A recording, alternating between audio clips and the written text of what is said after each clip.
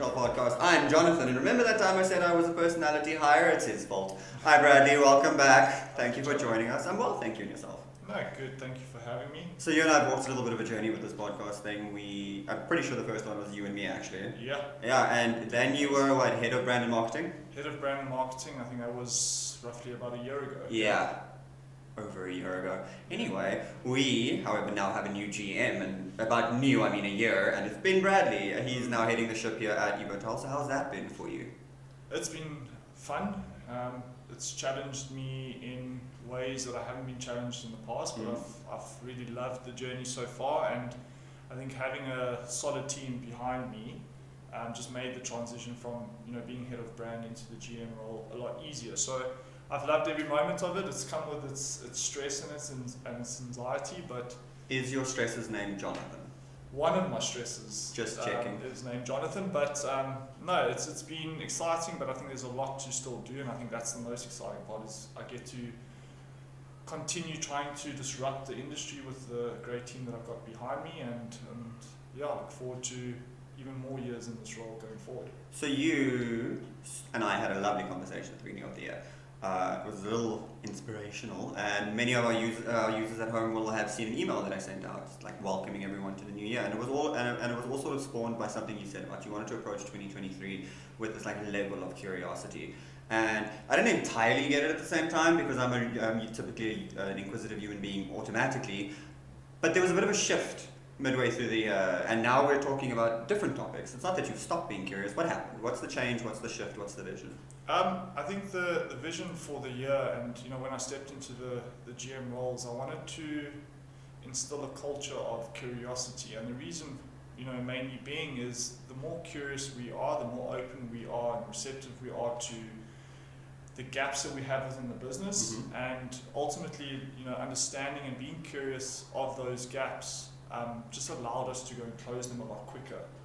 And at the end of the day, the end user is who we keep at the core of our business, and being a curious brand just meant that we never settled for kind of the norm, and we always wanted to improve, and we always wanted to find ways to improve. And I think keeping that curiosity level high just allowed us to improve in a lot of ways in the business, from a customer service point of view, from a communications point of view.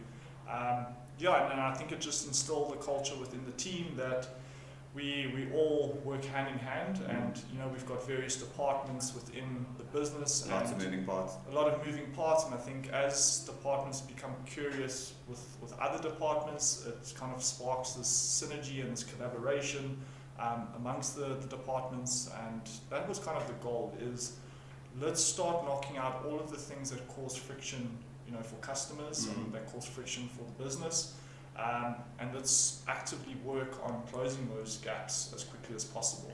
So, GM, everything's going great. Curiosity turned into action, fantastic. What comes next? Challenges, naturally. What this year, I mean, we're winding down now, we're starting to wind down. What has this year had in store for us so far?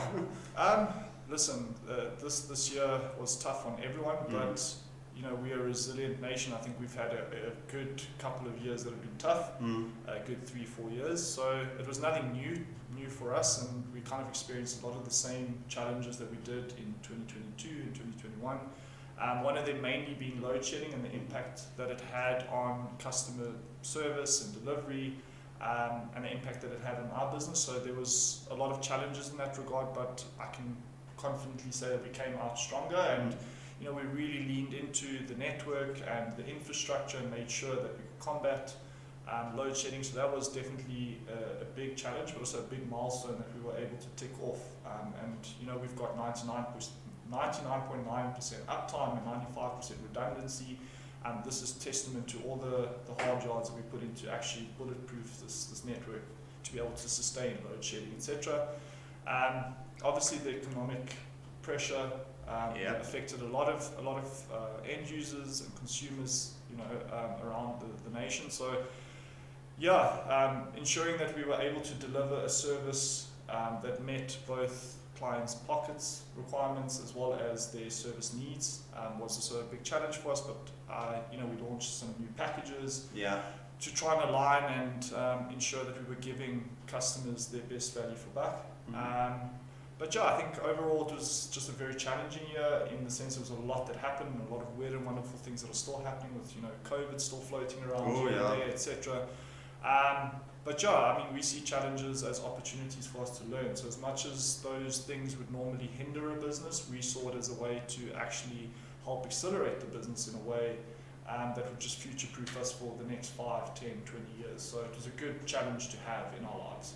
You are a fan of good problems to have, so to speak. 100%. Well, with challenges comes the opportunity for growth. So, Evotel's growth this year, where do you believe we've improved? I think the key place that we've really improved on is customer service. When we envisioned the Evotel brand, we always wanted to be someone that clients could depend on and could always call on whenever the issues arise.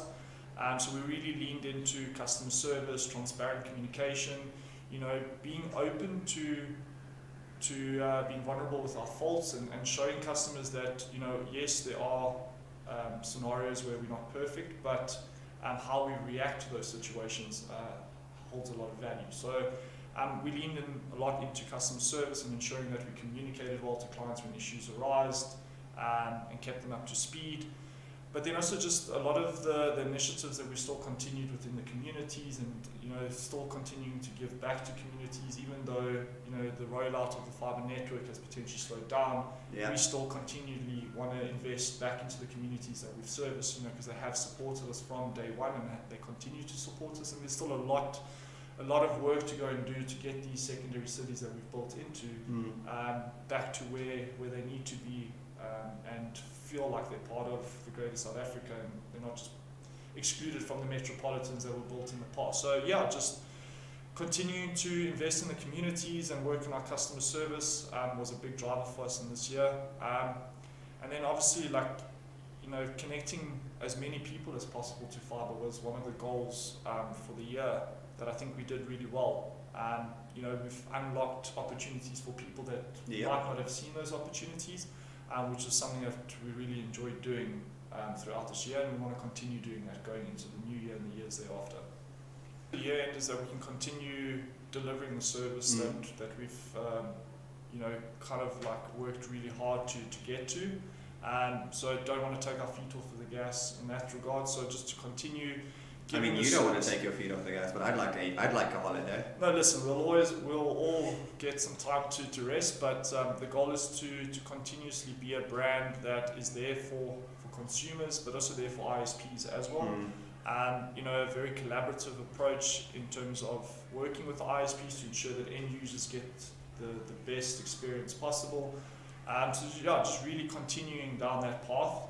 We want to be known as one of the F&Os, if not the F&O in the industry that was all customer service and was always willing to go above and beyond for customers no matter what. So going into the new year, that's the culture and the drive that we have. Experience. Fibre is no longer a nice to have or novelty, it's now a utility. Well, Bradley, thank you for joining me today. In closing, message to the users for the end of the year. Firstly, thank you for the support. It has been a challenging year. We've had a few network outages here and there, but I just want to thank all of our customers, our ISPs, just for the patience and the trust that we could get these issues resolved and that we could continue delivering the service that you've become accustomed to. I look forward to the team giving more of the service to you guys as end users throughout the rest of this year and going into the new year.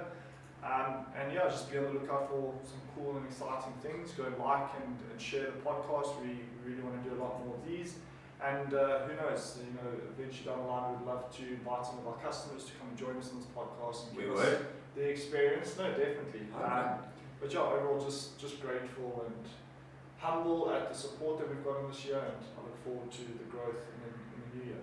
Well, thank you so much, Bradley. If any of you guys need our assistance, feel free to reach out to me and my team on Facebook or Twitter, X. And you can also find us on our website. You can find our support ticketing system if you need any help. Other than that, I hope you guys have a lovely day further. Peace out.